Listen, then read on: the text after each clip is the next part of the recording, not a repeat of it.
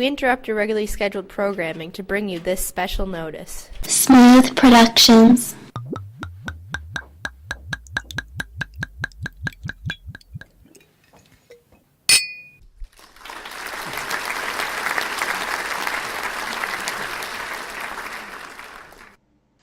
Welcome once again to the Gentleman's Hall podcast. I am Walter, aka the Smooth Gentleman, aka Notebook, aka whatever else you really want to call me at that point in time. Point is that I'm here, and we have an interesting show for this third episode. I do have one announcement to make right off the bat, is that I have decided to go forward with the show in January, and will be uploading to different places and continuing with this little project of mine. And that will include a Patreon at some point and all kinds of glitz and glam to make it all pretty eventually, with video as well. But that won't be for a bit of time. I will keep everyone updated on that as well. With the rundown we have for today on this dark Friday night as I record this, we're going to talk a little bit about the net neutrality vote, which was as of no surprise to me how that went down. I want to talk about that to start off. Then we're going to get into some more lighter things. We're going to talk about entertainment and TV shows with the Disney deal and what they did this week with 21st Century Fox. And also going to talk about, in the show, with talk about my novel and writing in general, and just give you a brief rundown of what I do on a daily basis. So, that's that. So we're going to get off started today with the net neutrality talk. And of course, everyone is aware by now that the FCC voted 3-2 to basically take away net neutrality, which has been a hot button issue since the internet started, but now it's actually in the mainstream. But as I've said beforehand, someone actually asked me a couple of days ago what I think would happen if the vote went this way, and I was like, it's going to be challenged in court. There's going to be a lot of litigation and talk around this, and it might actually even stretch all the way to the 2018-2020 elections that could easily overturn all that. But let's talk a little bit about the vote. And of course, Ajit Pai is one of the most infamous men in the United States of America right now. But let's talk a little bit about what's actually happening ever since the vote. And as I projected, almost immediately, states came out and said, yeah, we're going to challenge this ruling. And here's a list of the states that, as of now, that have came out and said, yeah, we are going to challenge this in the court system because we don't feel that this is a constitutional law. First, we're starting with California, Delaware, Hawaii, Iowa, Kentucky, Maine, Maryland, Massachusetts, Mississippi, New York, North Carolina. That one's shocking. I live in North Carolina, for some of you that don't know. Oregon, Pennsylvania, Vermont, Virginia, Washington. The only sad thing about that list is it's not longer. But yeah, there, as you can see, the highly progressive states, which is definitely different from a liberal state, of Vermont, Oregon, Washington, and Hawaii are all listed. And you have very big liberal bastions of California and Massachusetts and New York also listed. And you have states like North Carolina, Pennsylvania, Virginia, Iowa, Illinois, Kentucky, and Maine, Maryland as well. Mississippi is also another surprising one that you would say probably are either leaning to the right or right down the middle. Pennsylvania has been leaning towards the left just a bit, but you definitely wouldn't call them a progressive state ideology at all.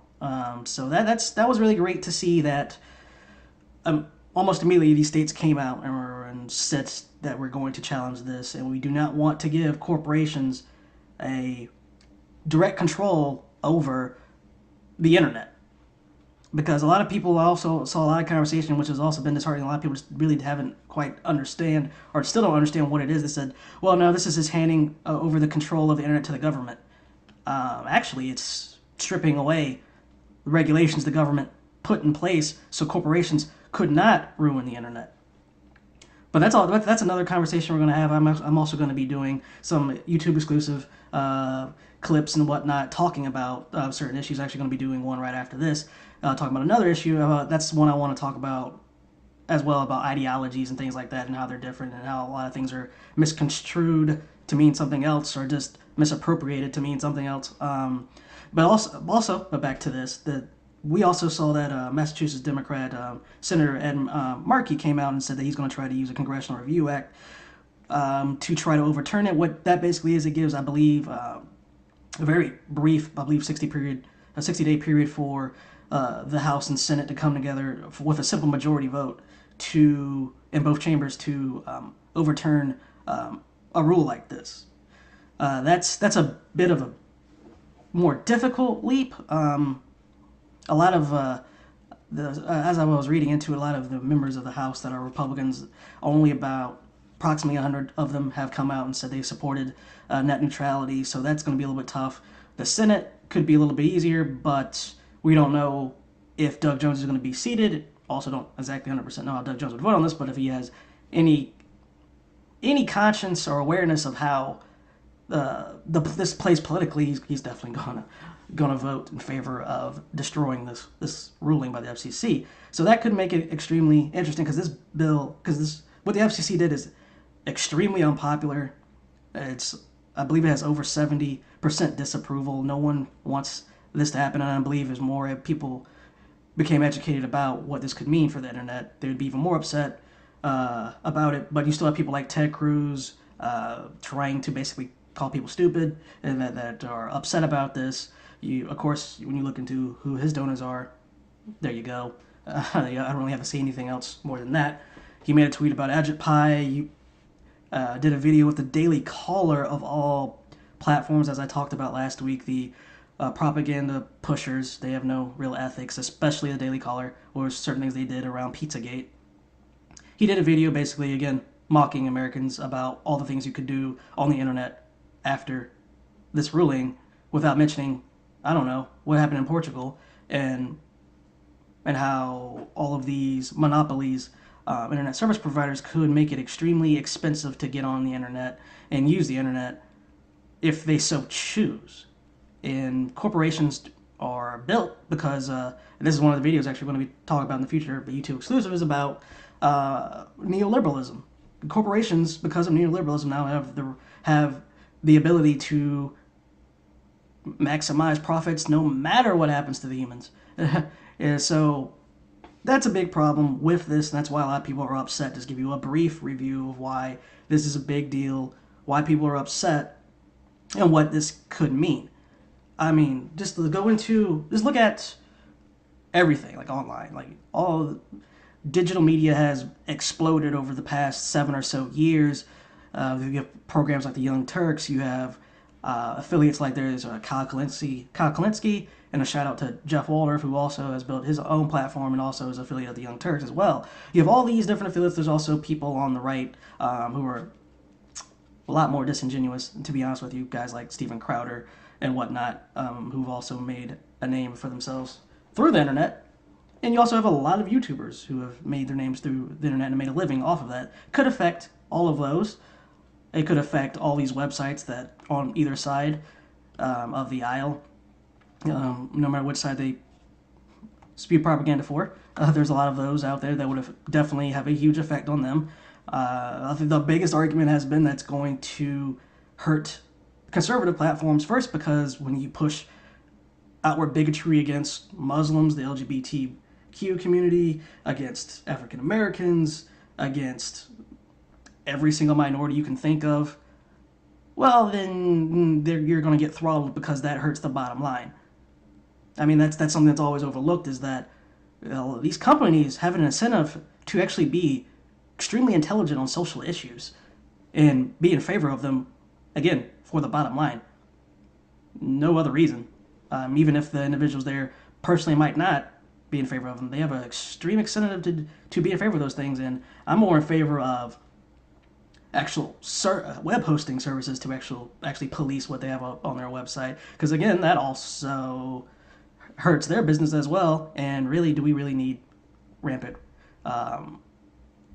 false things spread around and just hatred spread around? Yeah, sure, you have a First Amendment right, but when you outright lie about a certain group of people, yeah, that gets a little bit problematic. There's a difference between free speech and hate speech. I'd definitely look into some court cases about that. It's extremely interesting. We'll get into that there, but I just wanted to get into that a bit, because yeah, it's definitely going to hurt right-wing individuals as well. This is definitely not a partisan issue, as honestly, when you break down most things, they are not. Barely anything is. It doesn't matter really what side of the aisle you're on, or if you're in the middle, if you're middle up, left and up quadrant 1, 2, 3, or 4, if you want to talk about the Nolan chart, or anything like that, most laws and regulations will affect you, especially if you're in the middle and working class. That's just a fact. Our whole divisions on political ideology and backgrounds are really just a mask to allow these things to keep continuing rather than having intelligent conversations about them. And net neutrality is one of them. But it looks like it's so a divisive issue that we might have a resolution rather quickly. But I project even if something happens doesn't happen before 2018, 2020 after that election, I'm assuming if the Democratic Party just doesn't completely blow it, there will be a Democrat in office, and all of this will be turned back.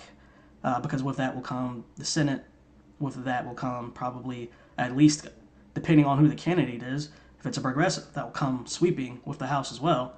So this could be a gigantic change and a big move that I don't think we're going to see net neutrality completely gone in the long run. In the short term, yes, this is extremely scary, especially if you work online, if you write, you keep in touch with people and across the world. Yeah, this is definitely not a good thing. But in the long term, I definitely don't think this is going to be a problem for already how different organizations, even members of Congress, are jumping into the fray and are like, yeah, we can't have this. This is not what the internet was for. Large corporations as well are pushing back against it.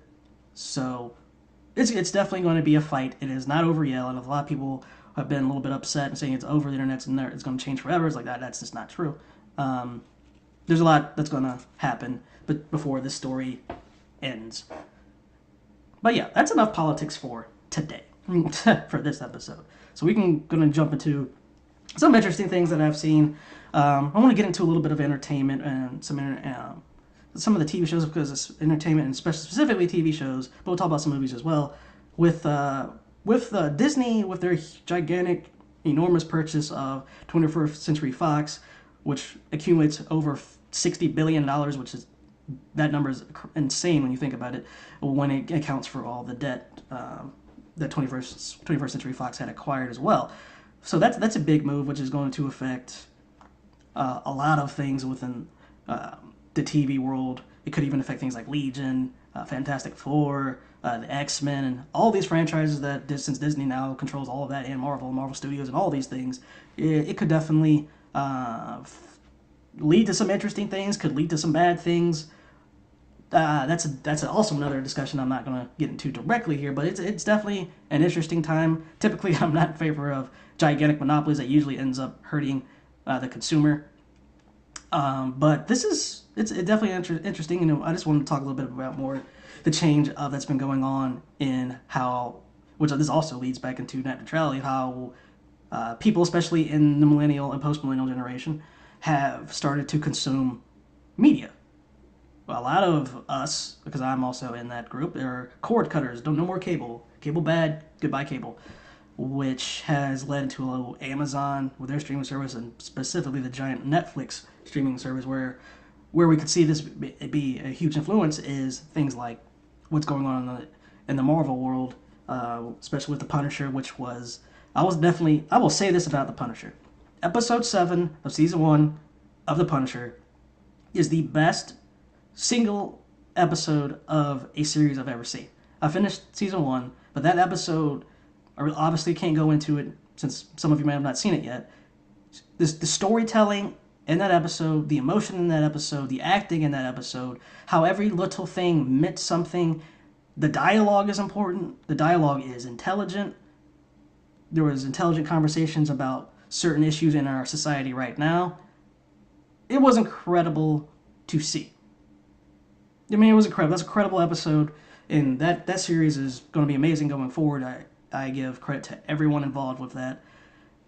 Definitely, just amazing. And on the Amazon side of things, which has nothing to do with this deal, but still in entertainment, is Man in the High Castle. I haven't finished season 2 of it yet. Great series. The only historical thing I'm a little upset about, even though for those who haven't seen it, it's a look at what the world could have been if the Nazis in Japan, the Axis forces, had have won the Second World War. And I don't know if this goes into it later in the second season, but I have no idea what really happens to Italy. but it talks about what would have happened to the world and how it would have been divided up if that was the case. So there's a lot of what ifs, obviously. And again, I won't go into any spoilers about some of the things they've unveiled that has changed, but one of the things that probably shouldn't have changed following the timeline, again, this might change later in the season, I doubt it, is that there's this they pretty much make the Nazis look to be atheists. Nazis were not atheists, they're definitely Christians. You can look at that things that Hitler said. Maybe that was because they're pushing it towards an American audience who seem to think that, but if you go to Europe, that's not the case. They definitely recognize that the Nazis were Christian. That's the only thing that annoys me a bit about the series. The rest of it is really well done, and I enjoyed a great deal. But the streaming world has changed a lot. Like, just watching it, shows that I enjoy, most of them happen to be on Netflix or Amazon, or they're online based. I, again, don't have cable, don't really have an interest in ever going back to cable either. So, I'm not really sure.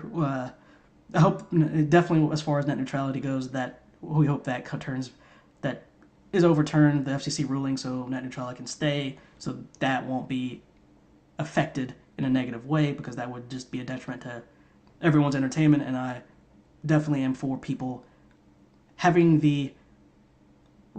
we all need to be entertained and get away from life, and that's what these things do for me. In the last segment of the show, I'm going to get into more of things that I'm also into. A lot of that is entertainment based. I'm trying to get into that as well. But I think it's important, especially with how stressful the world is and how media always wants to push out negative things. Like a lot of platforms, I've talked about this before, is that a lot of the headlines they need to be negative. A lot of so-called managing editors push you to do a negative story because it'll get the clicks, or have some kind of controversy, whether it's true or not, within the headline, because that'll get clicks, which in some cases, which I'm sure if there's research into it, in probably a lot of cases, ends up in hurting the story in the long run, because people just see the headline and that turns off a lot of people, when you could have reached a whole another demographic of individuals who don't want to see clickbait and want to see stories that are, dare I say, legitimate and stick to the facts, or present happy things, since it seems like we're saturated with negative. Yeah, I'm not denying that there are a lot of negative things going on, but we should definitely focus on some good things every now and then, and not bury that down, like using a newspaper reference, burying that on like in the middle of the paper where no one's going to read, rather than while you have all the negative things on the headlines. That happens a lot as well online as well. Big outlets will just not feature stories where a lot of people going visiting the website will see them. A lot of the traffic won't see the happy story, but they'll see this negative thing that you've probably seen in 100 different places if you've been online that day already, which is basically they're just competing with one another rather than trying to be unique and different and present different stories or different sides of stories that haven't been already told. And when you're talking about huge outlets, there's really no excuse for them not to do that, because they're big enough to get away with it, and they have a staff large enough to cover multiple things. For example, since this has been released, I can now talk about it. We're getting off a little bit about the entertainment, but not really. I recently did an interview with Liana Kersner. She's currently doing the Lady Bits YouTube show, back to the entertainment. And she has talked about a lot of her videos about the video game industry, and how a lot of these big broadsheets and outlets online don't dedicate an expert in video games to write about them, and they portray them in a negative light. And because no editors at the website or within the game community, or even gamers themselves, they don't bother to really edit, or like, whatever, let's just run with it, it'll get us clicks. And that's a problem. There's a lot of big websites out there that should probably have at least one or two people dedicated to gaming. It's a gigantic industry. It makes a lot of money. Why would you not do that? But again, a lot of these editors don't think that way. They work online, but they have a newspaper approach, which is kind of died out in 95. It should have anyway, but a lot of these outlets stick with it. So it's that's a little thing I think with entertainment as well, like video games. That's definitely everyone should check out that interview. It's also on my YouTube as well. Is that video games stigmatized still, which is kind of ridiculous, and that's kind of what Liana goes into a lot in her videos. And it seems like that no one wants to talk about that or approach gamers as human beings, which more and more individuals are being engrossed with video games and playing games of some sort.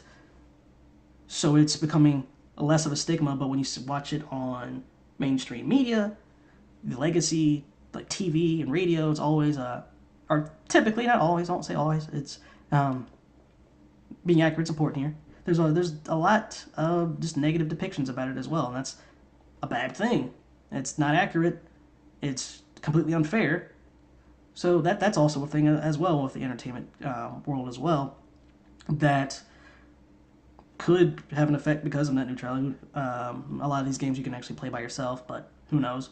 The multiplayer market is big. I personally not that big into multiplayer. So, but we go back to I'll definitely be talking about video games more in the future as well. Actually, I'm planning on having Liana on as a guest to talk about video games specifically in the future as well. I haven't even asked her this yet, but I hope to have Meredith Placco back on to talk about comics, anime, and all that stuff as well. And gaming. She's a big gamer as well. That would be fun. Again, I want to keep things light here, not always do hard journalism, talk about politics and all that kind of stuff. And that's why, for example, I grew up not being that big into comics, but I would have said that I was more of a fan of DC than Marvel. Well, that's kind of changed with how Marvel has done their TV series all the way back from, it escapes my mind, Jessica Carter, Agent Carter, Peggy Carter. That show was great. Should have lasted a lot longer than 2 seasons. I love Agents of S.H.I.E.L.D. I actually like Iron Fist, despite what everyone says about it. I actually thought it was good, and not every single series needs to be Jessica Jones with that mentally exhausting series. It was a great season 1, but it was, when you look into especially what's been going on with the Me Too fallout and everything around that conversation, and how it was basically, you could see the symbolism of her being emotionally and physically abused with that was such a drain. It was great. It was a great show, well done. And you have things that was draining. Season 2 of Daredevils was also really dark and draining, but everything there is really good. I love everything they put out that Marvel has done on Netflix. Again, also, I was a fan of Agent Carter. Agents of S.H.I.E.L.D. is fun. I actually am an episode or 2 behind of the new season. I just remembered that as I started talking right now. Need to catch up on that. Love that show. It's extremely fun. I haven't seen the new Thor movie yet, but I've liked, generally, all of the movies.